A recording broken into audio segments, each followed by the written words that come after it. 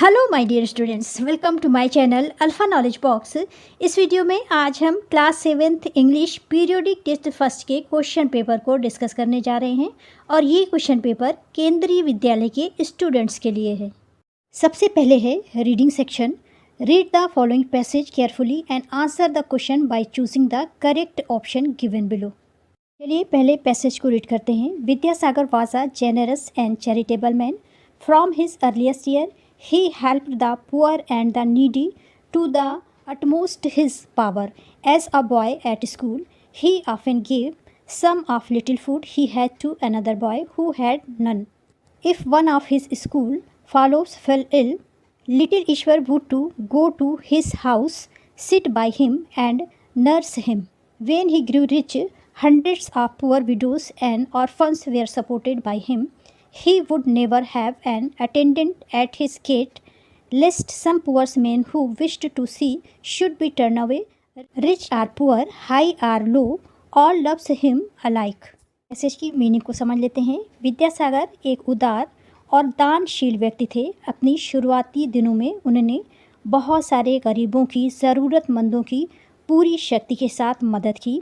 जब वो स्कूल में बॉय थे तब उन बच्चों के पास जिनके पास कुछ खाने को नहीं होता था तो उन्हें अपने खाने में से थोड़ा दे दिया करते थे।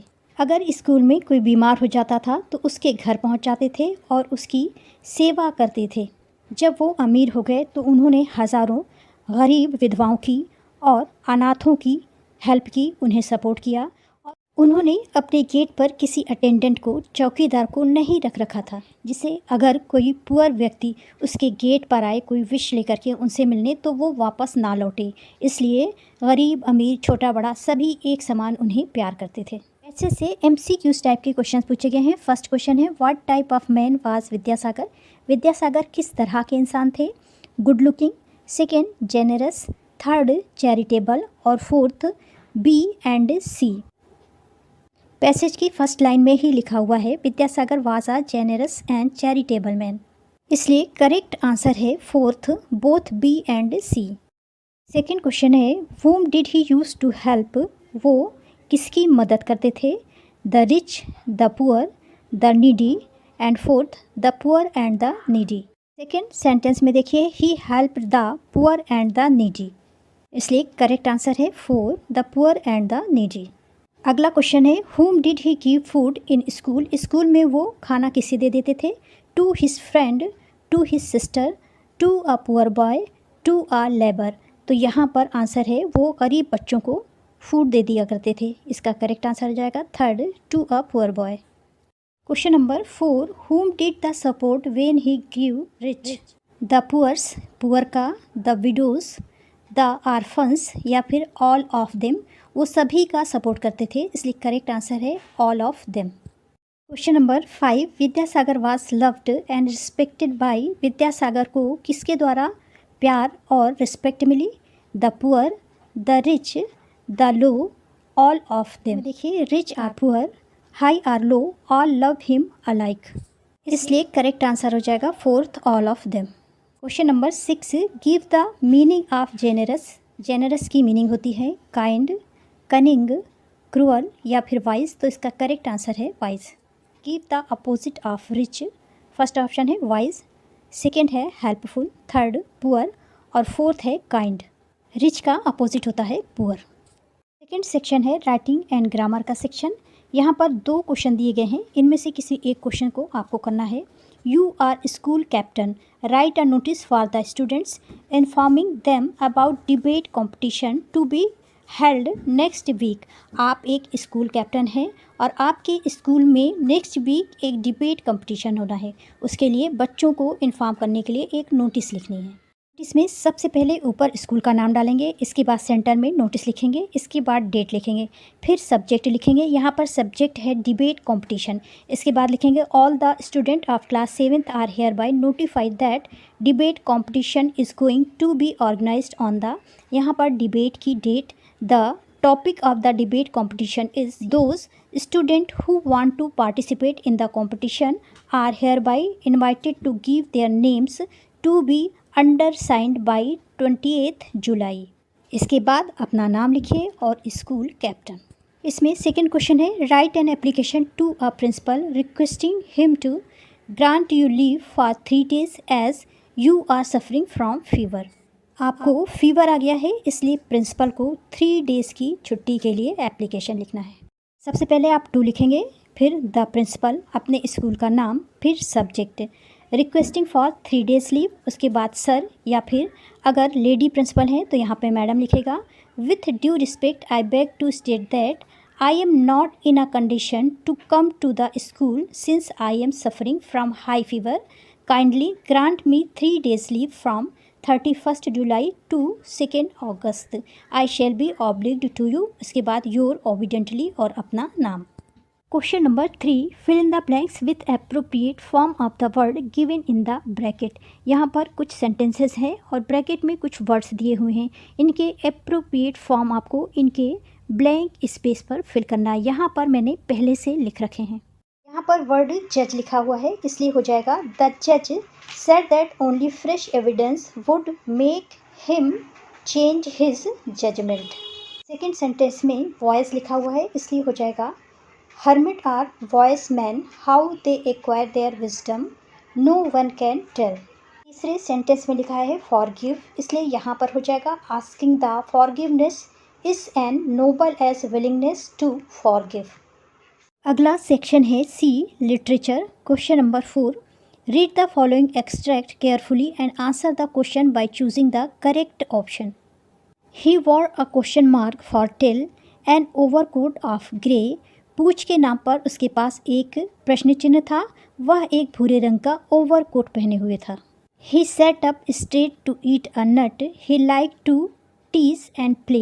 एक अखरोट के लिए वो सीधा खड़ा हुआ था और छेड़ना और खेलना उसे पसंद था। And if we ran around his tree he went the other way. और अगर हम उसके पेड़ के आसपास दौड़ते तो वो दूसरे रास्ते चला जाता था। एब्स्ट्रैक्ट का फर्स्ट क्वेश्चन है, द स्क्वायरल वॉर, स्क्वायरल पहने हुए था अ टेल, अ विग, अ कोट या फिर स्माइल। स्क्वायरल ग्रे कलर का कोट पहने हुए था, इसलिए करेक्ट आंसर है थर्ड, अ कोट।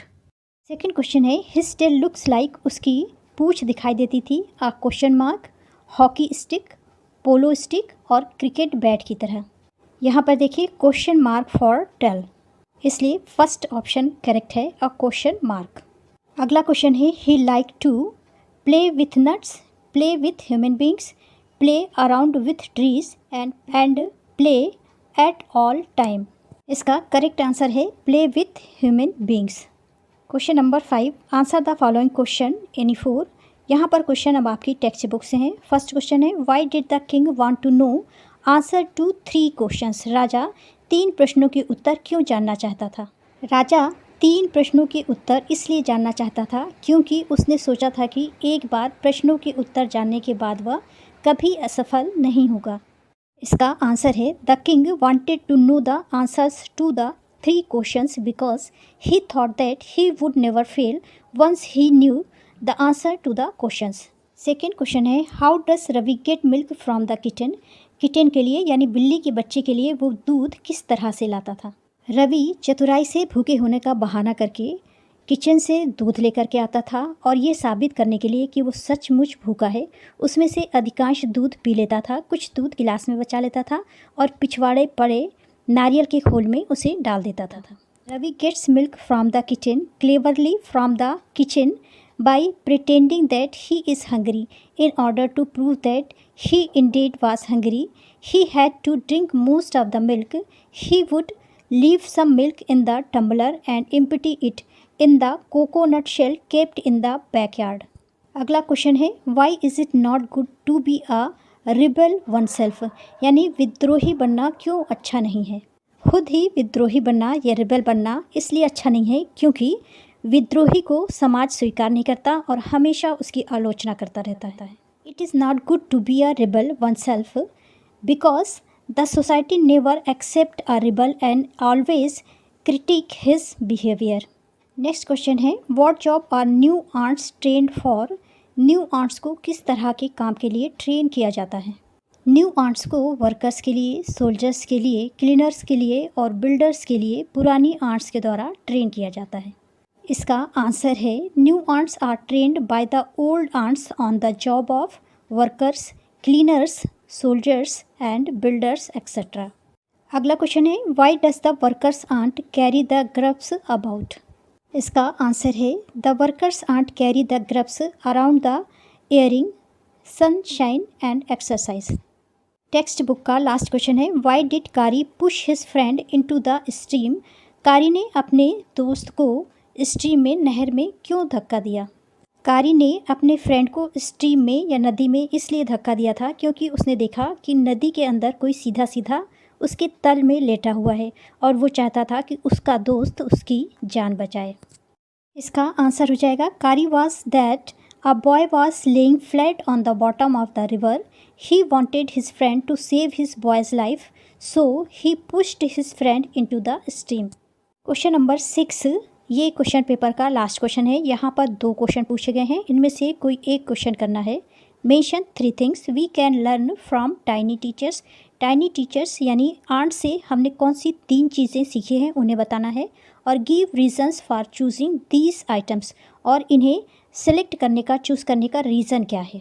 इसका आंसर है 3 things which we can learn from the tiny teachers are hard work, sense of duty and discipline.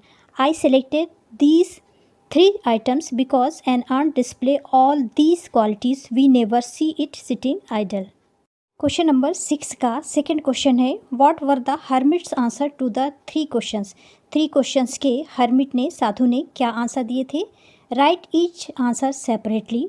Which answer do you like most and why. उन्हें अलग अलग लिखिए, उसमें से कौन सा आंसर आपको सबसे अच्छा लगा और क्यों। इसमें फर्स्ट आंसर था the most important time is present because it is the time when we have power of action. Second answer था the most important person is one with whom we are at a particular time. And third answer था the most important business is to do good with that person. इन answer में से जो भी answer आपको सबसे अच्छा लगा उसे लिखिएगा और उसका रीज़न भी बताइएगा। This is the end of video. Thanks for watching. अगर आपको ये वीडियो अच्छी लगी हो तो मेरे चैनल को लाइक, शेयर एंड सब्सक्राइब करें।